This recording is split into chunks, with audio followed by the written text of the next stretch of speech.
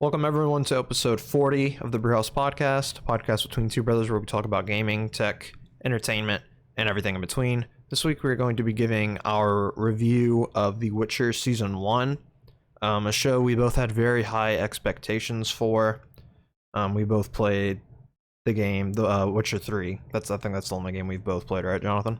Yeah, I didn't play one or two. I mean, if they would re-release it like on PlayStation 4 or something like that, yeah, I probably would. Yeah, so this being a Netflix series, it being The Witcher, something we were, I'd say, not heavily invested in, but we invested a good bit of time in The Witcher 3. We both pretty much 100%ed it. We had very high expectations for this show, and I think it's safe to say Season 1 definitely delivered, maybe even exceeded our expectations in some aspects. We're not going to do an episode by episode breakdown. We're just going to go over the things that we enjoyed, some of the things we didn't really enjoy, and just kind of go from there. But overall, I loved this series. I think you did too. It was very good. I like that dad, Henry Cavill. Oh, he killed it. He was one of the best parts. He did really well with the role. I mean, he was really invested because, I mean, he actually played the game too. So And read the books. Yes. So, yeah, but as soon as he heard about the role, he was pretty much spamming the show, or having his agent spam the showrunner for him to just get an audition. And then after he got the audition, it was set in stone. I think they interviewed like almost 300 people for that role. Doesn't surprise me. Yeah, I mean, he was the biggest name for sure in the show, besides the guy that played what's his name? Stregobor.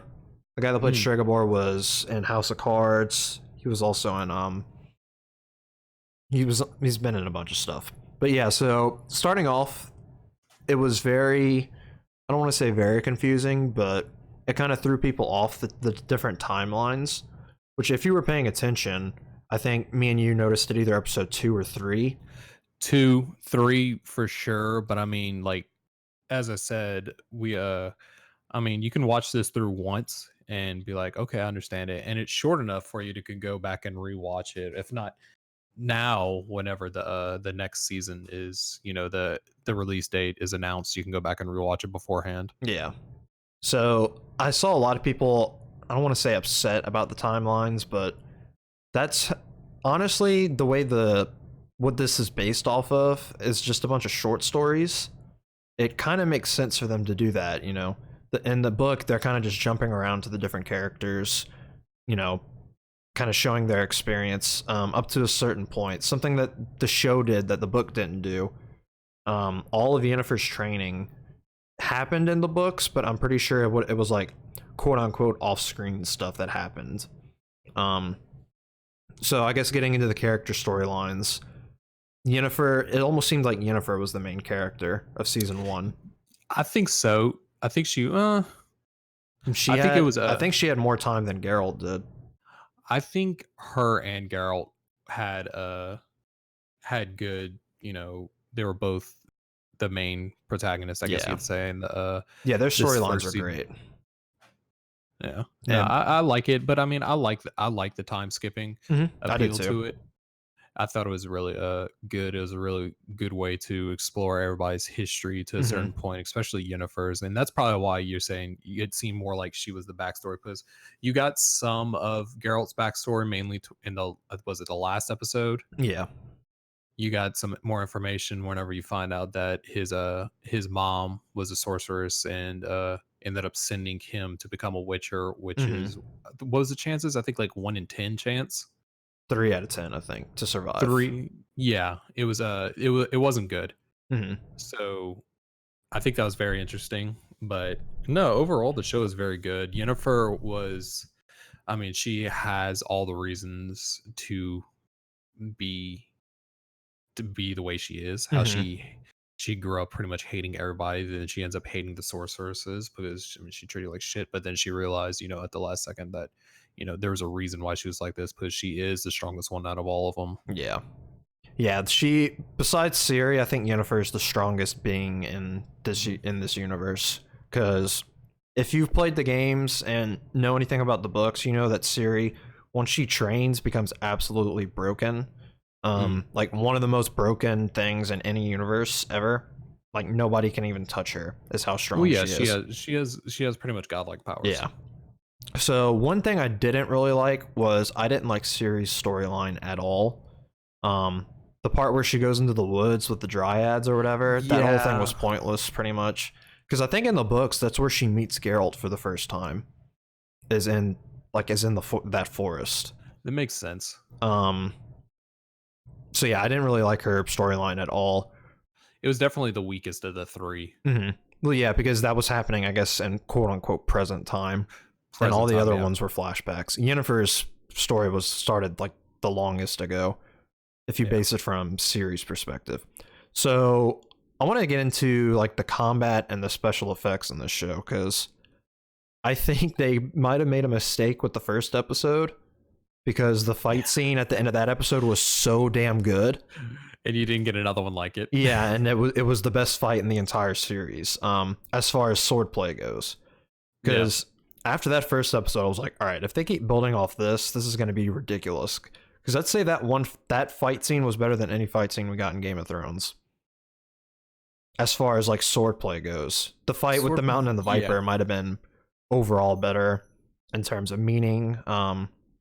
Maybe when Ned Stark fought Arthur Dayne, that was a pretty good fight too.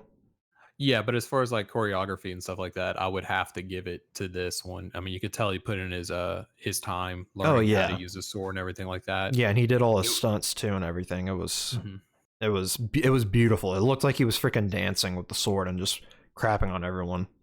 So yeah, after that first episode, I was like, all right, what else are they gonna have for us after that? Because the only Game of Thrones fight that sticks out that just popped in mind was maybe Brienne and Arya, their little duel scene. Yeah, that was pretty good too. Which is weird because the guy that choreographed this played the Night King and did all the choreography for Game of Thrones. So it makes final Night King.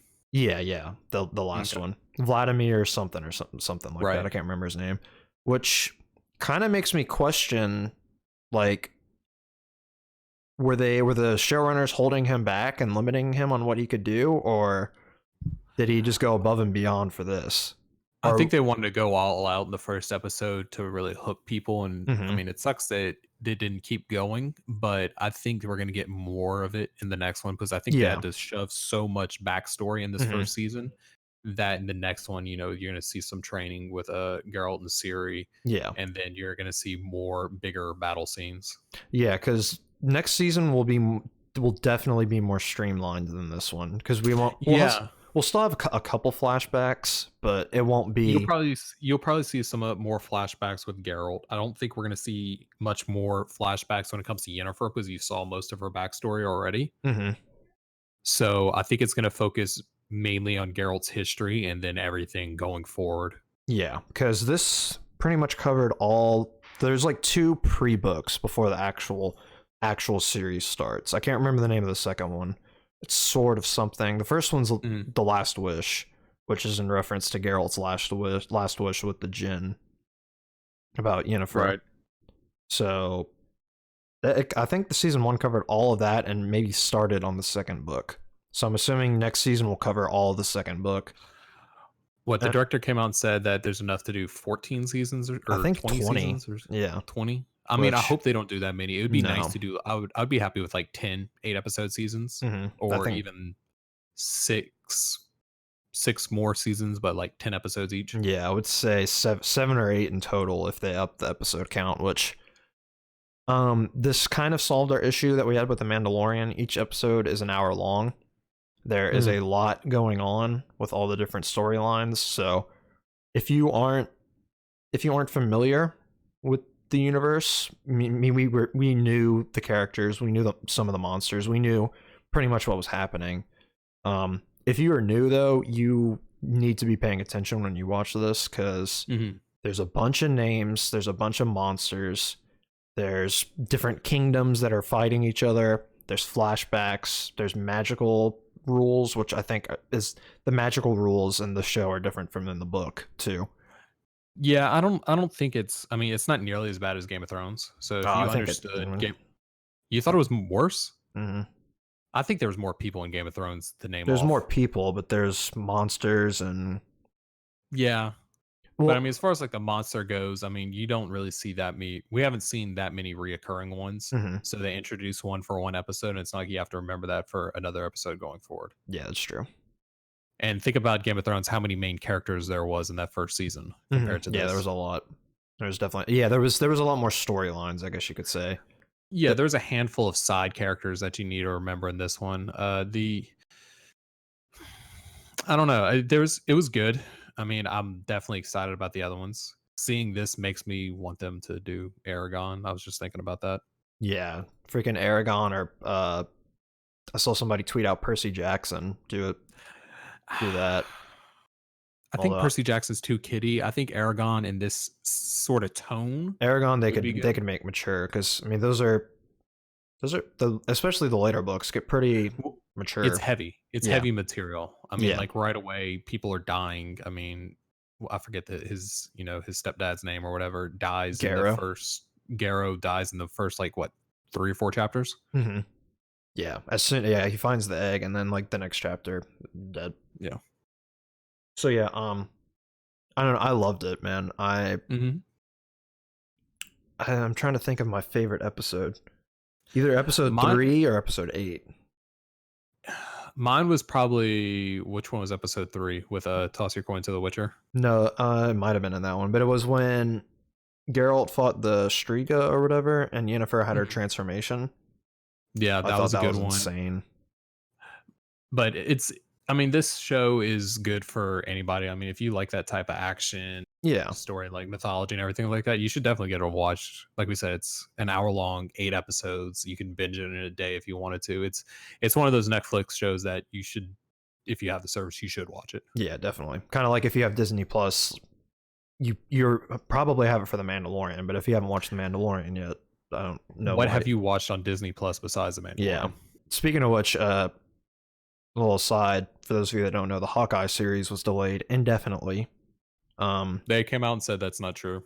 Oh, they did. I didn't see that. Yeah, the actual Marvel came out and said that's not true. Okay. All reports are not that.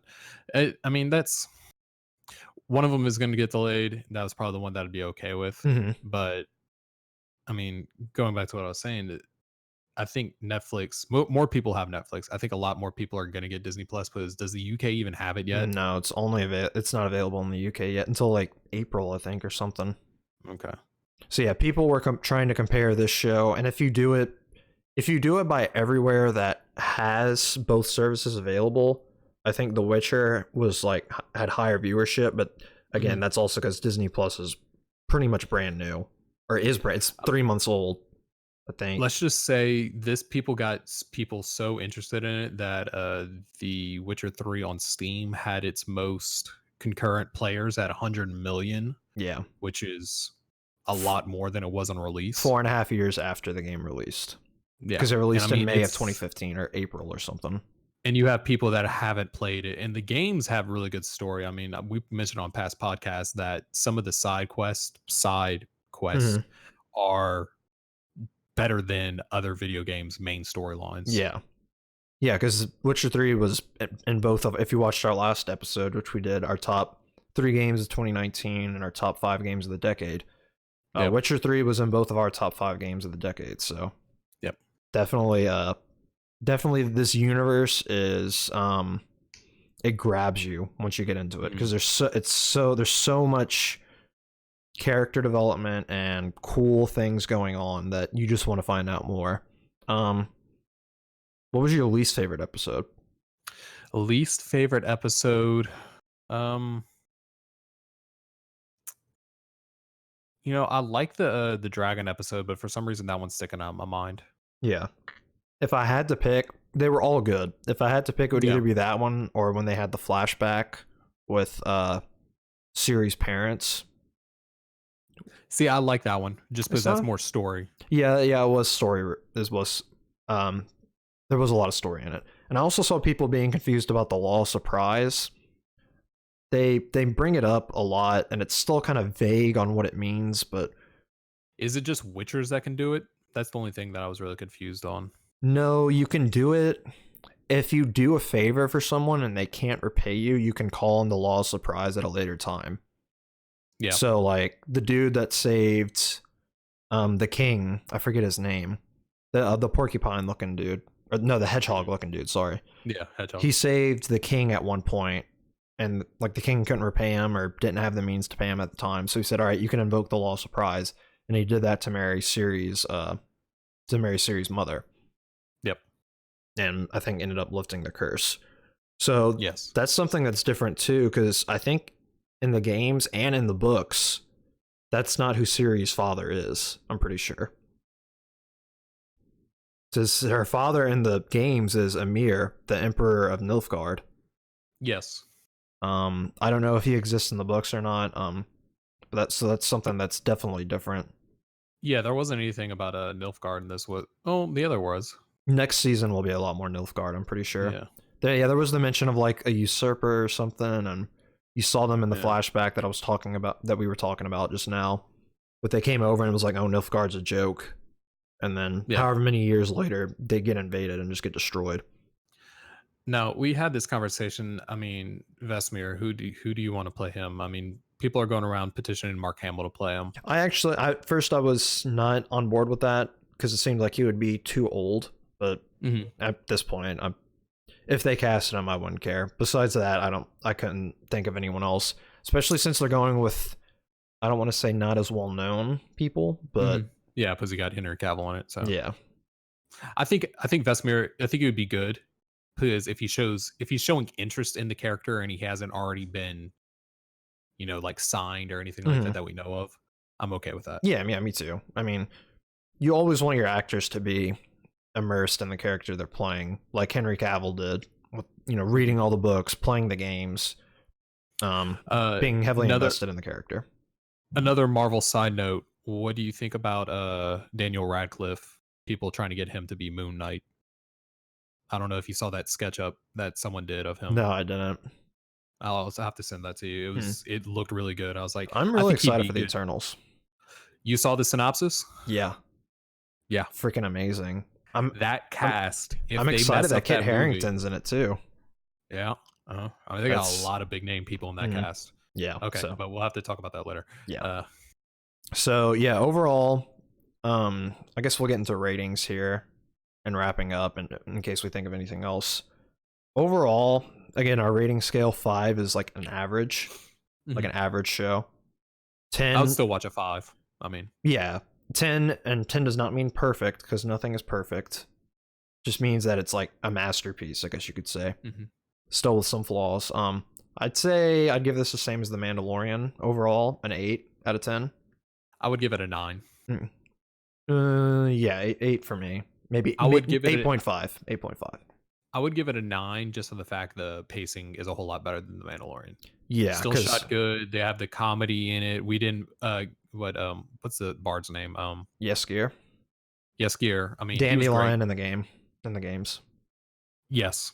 Yeah. I'll put that together. Once like I saw his character, I was like, oh, that's Dandelion. Yeah. No, it was really good. It was paced well, shot well, set design. There's not a whole lot of CGI, which I love. I mean, I think the monsters obviously were CGI to a certain extent. One thing we have to bring up, the Nilfgaardian armor. It's ugly. It looks like a ball sack. It's ugly. And I don't like they tried to explain why they did it, and because they said, oh well, the Nilfgaardians will be traveling, their armor will be broken down, and they'll have to manage it as they're going, and blah blah blah. And it was like, it just looks bad because in the games it's like black and they have like gold highlights everywhere. So I don't know if they're gonna fix that later.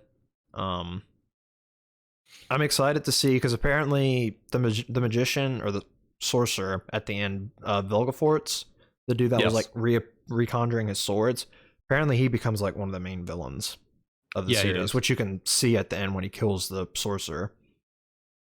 You can see that he's starting to go a little evil. Yeah, and people were wondering like, oh well, how strong is Cahir, the guy that was chasing after Ciri the entire season with the winged helmet? When they fought, he was like, well, Cahir's apparently just like a normal soldier, so how did Vilgefortz just like not smack him? And it was probably because he was just having fun. He wasn't really trying. Right. So I'm excited to see what they do with that.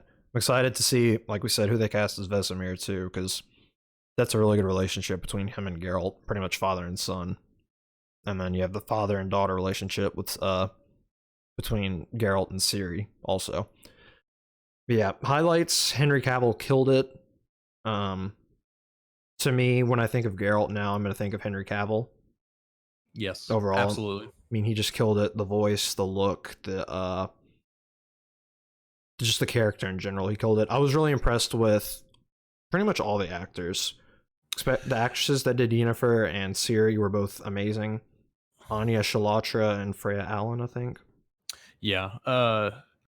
Nudity was a little unnecessary at times. Yeah. Yeah, I could see that. They kind of went a Game of Thrones route and just had like nudity in there for nudity's sake. People were saying the actress for Ciri looked too old, but they said they were speeding up the story because Ciri's supposed to be like 12 or something, or 13. She didn't look old. It looked, to me, I didn't look at, any details on the actress or actors until after. So I didn't realize, her actual age. And once I saw like pictures of her like not on set, I could say, oh yeah, she's older. Yeah. But as far as like during watching the show, no. I mean, I think she fit fine. That didn't bother me. Yeah.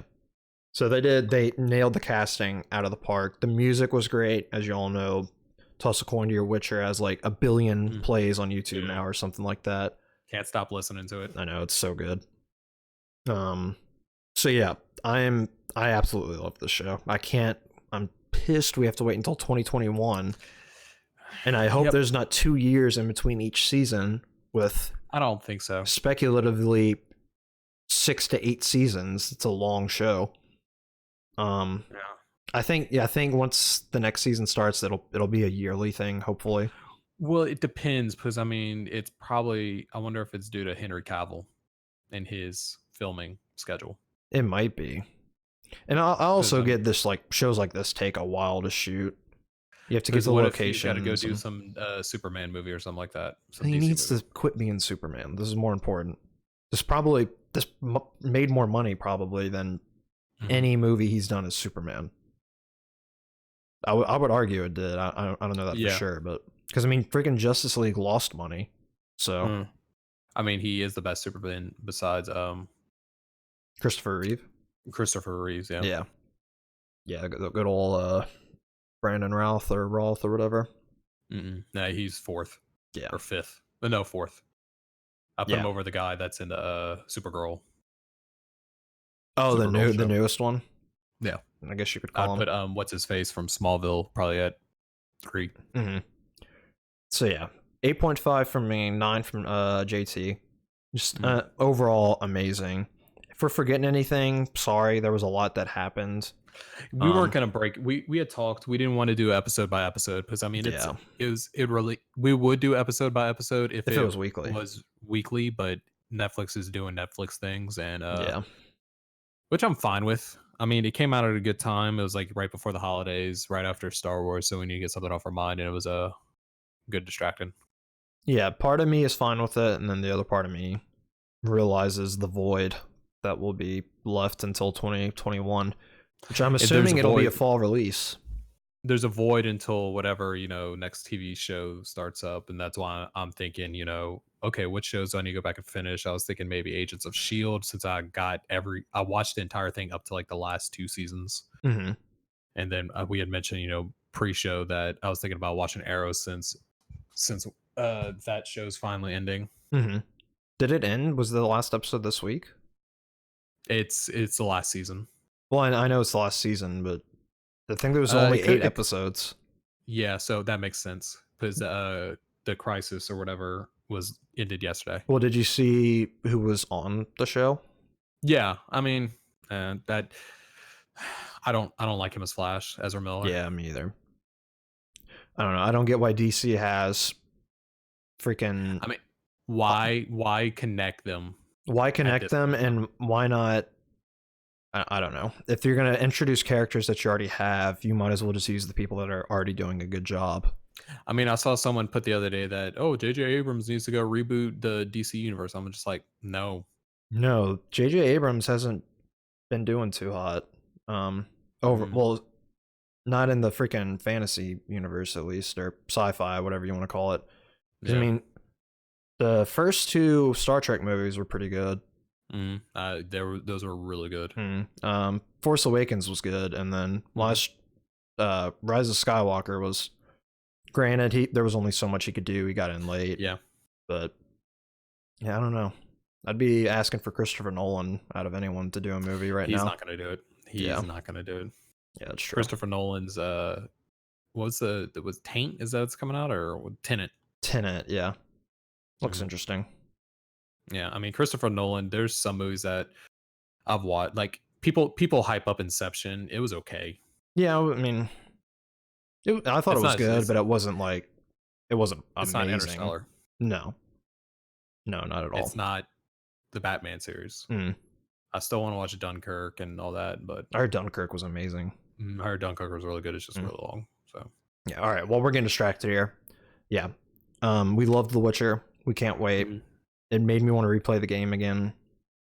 I don't know if it made you because you just finished it pretty much. I finished it. I need to go back and finish the Blood and Wine. I've been distracting myself playing shorter games. Like I just finished The Walking Dead season 1 because that series ended. So I'm not sure if I'm going to go through and play all 5 seasons of that. Yeah, that's what I tell people. Take a break in between the main game and the DLC because especially Blood and Wine. Because I've been playing so well. I played it and then I went straight into Hearthstone. And I kind of rushed through that one, and the storyline was good, but I mean, I kind of rushed it, so I'm kind of waiting to get back in for an edge, like a hunger to want to play that. Because I figure, with all the games that are coming out, there's not really many action adventure type games that are coming out at the beginning of the year.